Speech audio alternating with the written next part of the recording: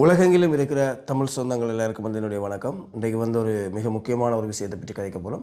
தமிழர் பகுதியில் பல்வேறுபட்ட இடங்களில் திடீர் திடீரென்று கண்டுபிடிக்கப்படுற குண்டுகளை பற்றி ஒரு விஷயத்தை பற்றி தான் பார்க்க போகிறோம். கிட்டல நீங்கள் பார்த்துருப்பீங்க. கிளிநொச்சியில் பரந்தனைக்கு அருகாமையில் இருக்கிற உமையாள்புரத்திலிருந்து ஒரு கை குண்டல் கண்டுபிடிக்கப்பட்டிருந்தது. இது காவல்துறை நீதிமன்றத்தினுடைய அனுமதிக்காக காத்திருக்கப்பட்டிருந்தது. போலீஸால் அதை அகற்றத்துக்கான செயற்பாடுகளுக்காக.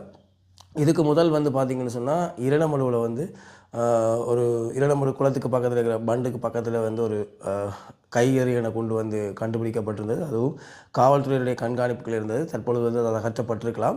இந்த அடிப்படையில் பார்த்தீங்கன்னு சொன்னால் யாழ்ப்பாணத்தில் பெரிய ஒரு மோட்டார் ரக குண்டல் கண்டுபிடிக்கப்பட்டிருக்கு. அதாவது விமானம் தாங்கி விமானங்கள்லேருந்து அல்லது இந்த ஆட்லொரி மூலமாக அடிக்கப்படுற ஒரு பெரிய ரக குண்டு. கிட்டத்தட்ட ஒரு 5 இன்ச்சுன்னு நாங்கள் சொல்கிற அளவுக்கு அவ்வளோ பெரிய ஒரு குண்டு யாழ்ப்பாணத்தில் வடமராட்சி கிழக்கில் இருக்கிற செம்பியன்பட்டி பிரதேசத்தில் கண்டுபிடிக்கப்பட்டிருக்குது.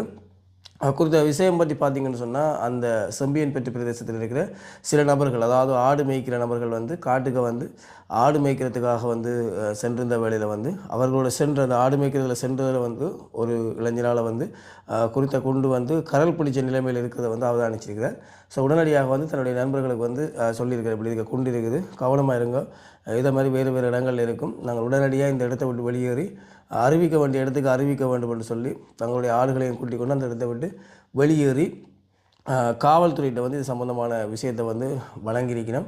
உடனடியாக அந்த இடத்துக்கு வந்த காவல்துறையினர் அந்த இடத்துல இருந்த மனிதர்கள் எல்லாத்தையும் அகற்றி போட்டு இந்த இடத்துக்குள்ள இப்போதைக்கு ஒருத்தருமே வர வேண்டாம் என்று சொல்லி ஒருத்தரையும் விரைவலாக பண்ணிவிட்டு அதில் பாதுகாப்பு பணியில் அந்த குண்டை சுற்றி இருக்கணும். என்னென்னு சொன்னால் பொதுமக்கள் அதில் பழக்கம் இருக்கிறதால ஏதாவது அசம்பாவிதங்கள் ஏற்படுறதுக்கான வாய்ப்பு இருக்குன்ற கருதி அதுக்கு பாதுகாப்பு வழங்கி கொண்டிருக்கணும். அந்த குண்டை தற்சமயம் அகற்றியலாம் இருக்குது. என்னென்னு சொல்லி பார்த்தீங்கன்னு சொன்னால் ஒரு குண்டொன்று கண்டுபிடிக்கப்பட்டதுன்னு சொன்னால் அது அகற்றுன்னு சொன்னால் நீதிமன்றத்துக்கு இது சம்பந்தமான தகவல் தெரிவிக்கப்பட்டு நீதிமன்றத்தின் அனுமதி பெறப்பட்டு அதன் பிறகு தான் அந்த குண்டு அகற்றப்பட வேண்டும். அது வரைக்கும் அந்த குண்டு இருந்த இடத்திலேயே பாதுகாப்பாக இருக்க வேண்டும். ஸோ அந்த அடிப்படையில் காவல்துறையினர் இப்போ அதுக்கு உரிய பாதுகாப்பை வழங்கிட்டு வரணும். உறவுகள் எல்லாம் பார்த்திங்கன்னு சொன்னால் தமிழர் பகுதிகளில் யுத்தம் பலகாலமாக நடந்தது. அப்போது நிறைய குண்டுகள் வீசப்பட்டு வெடிக்காத நிலைமையில் இருக்குது. இப்போ எப்படின்னு சொன்னால் நாங்கள் ஒரு தீபாவளி பொங்கல்னு சொன்னால் இப்போ வெடி கொளுத்தேக்க ஒரு 100 வெடி எறிகிறோம்னு சொன்னால் ஒரு 5-10 வெடி வெடிக்காது. ஸோ அதை மாதிரி சண்டை காலங்கள்லேயும் எறியப்பட்ட எரிகணைகள் இப்போ வரைக்கும் வெடிக்காமல் இருக்குது.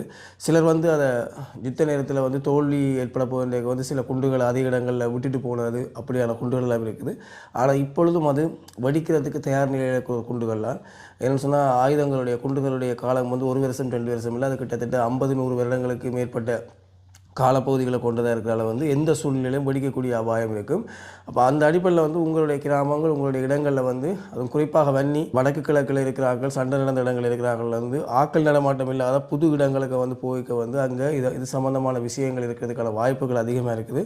அப்படி இருந்தால் உடனடியாக அந்த இடத்தை விட்டு வெளியேறி காவல்துறையிடம் அறிவித்து அந்த பொருட்களை அகற்றத்துக்கான நடவடிக்கையில் ஈடுபடுங்க. நன்றி சொந்தங்களை மீண்டும் ஒரு காலையில் சந்திப்போம்.